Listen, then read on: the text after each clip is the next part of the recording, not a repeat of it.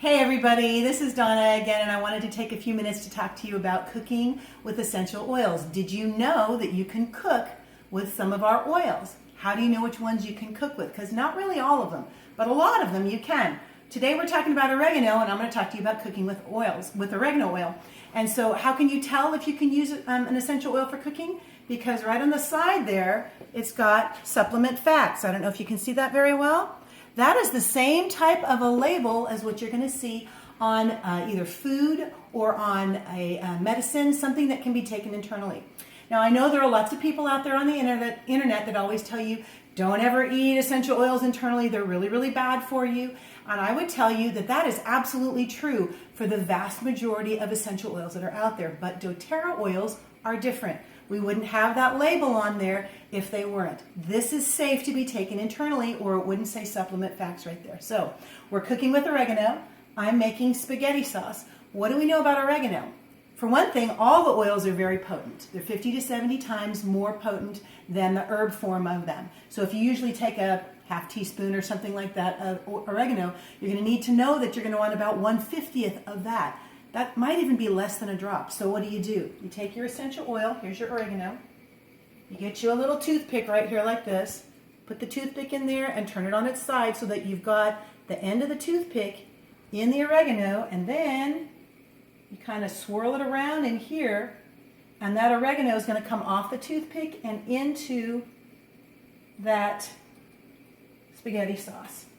And you'll mix it in, and voila, you've got oregano, awesome oregano, in your spaghetti sauce. So something else about oregano, it's a very hot oil. So if while you're cooking you end up getting some on your fingers, it's going to burn.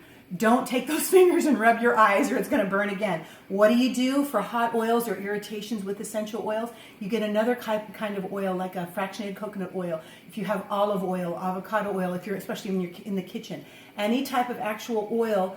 These are lipophilic, which means they like oily substances. You can take that and put that on there, and the sting will go away really fast. So that is one way to use oregano in cooking. Another way, I have some thawed out butter, not thawed out, room temperature butter. Anyway, I'm going to add a couple of other things to it, and I'm going to make a savory butter spread. So we're going to put 1 drop of oregano here. This is 1 stick of butter.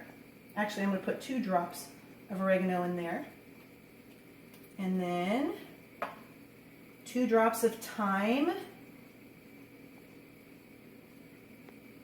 and then 4 drops of basil,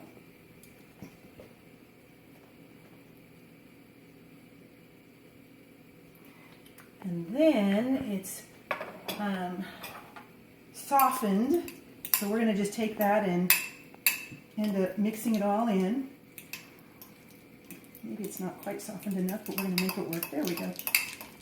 Then you mix it all in. I like using a fork because it seems to mix it better than a spoon does. I don't know why, but it does.